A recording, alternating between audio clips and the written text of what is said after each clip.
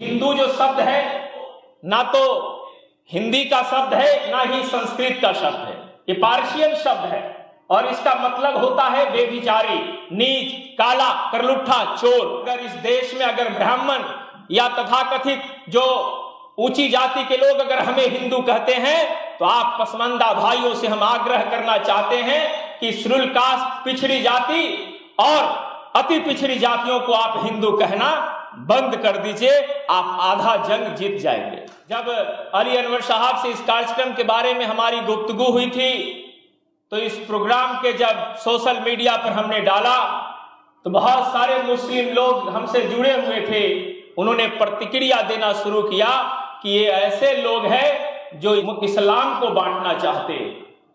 हमने बहुत सारी स्टडी की और मुझे ऐसा लगा कि ये वो लोग हैं जो इस देश में जालिमों के साथ खड़े हैं, वही लोग इस मजलूम के कार्यक्रम का विरोध कर रहे हैं। इसलिए साथियों, अल्लाह ताला को हम लोग अगर मानते हैं तो अल्लाह ताला ने कहा मजलूमों के साथ खड़े हो जाओ। अगर वो हमारे असल में भाई होते तो हमारे साथ खड़े होते और आज ये कार्यक्रम आप जो कर रहे हैं ये उन्हें अरेंज करके आपके हक और अधिकार के लिए लड़ना चाहिए था। ये काम वो नहीं कर पाए तो क्या उन्हें अल्लाह ताला माफ करेंगे? ना यहां माफ करेंगे ना वहां माफ करेंगे। इसलिए साथियों, हम पिछड़े और अति पिछड़े समाज से आते हैं, हम इसकी वकालत भी कर रहे हैं। हम इस देश में मूल निवासी और बहुजन समाज को आगे बढ़ाने के लिए लड़ाई लड़ रहे हैं। लैक ऑफ लीडरशिप को कैसे भरपाई की जाए उसके ऊपर नॉन स्टॉप हमारा कार्यक्रम चल रहा है। हम आप लोगों से भी विनती करना चाहते हैं कि अगर लड़ाई लड़ना चाहते हैं तो इस दुनिया में कभी कोई कमजोर लोग लड़ाई न तो लड़ा है और ना वो लड़ाई जीत सकता है।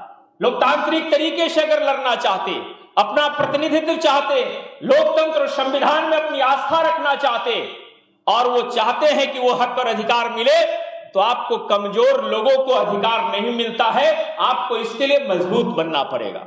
क्या तरीका है मजबूत बनने का? हम भी मजलूम है और आप भी मजलूम, हम भी पिछड़ा है और आप भी पिछड़ा, तो पिछड़ा पिछड़ा एक समान। आप कह रहे हिंदू हो या मुसलमान, अगर मुसलमान कह रहे तो हमें ये कोई अतोशक्ति नहीं है, मगर जैसे आप हिंदू कहते हैं हम लोग वहां इस बात का विरोध करते हैं। क्यों विरोध करते हैं?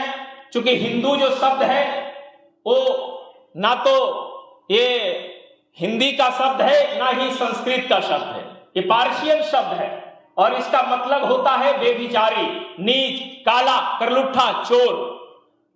अगर इस देश में अगर ब्राह्मण या तथाकथित जो ऊंची जाति के लोग अगर हमें हिंदू कहते हैं तो आप पसमानदा भाइयों से हम आग्रह करना चाहते हैं कि शेड्यूल कास्ट, पिछड़ी जाति और अति पिछड़ी जातियों को आप हिंदू कहना बंद कर दीजिए, आप आधा जंग जीत जाएंगे। हमें मिलजुल कर लड़ना होगा।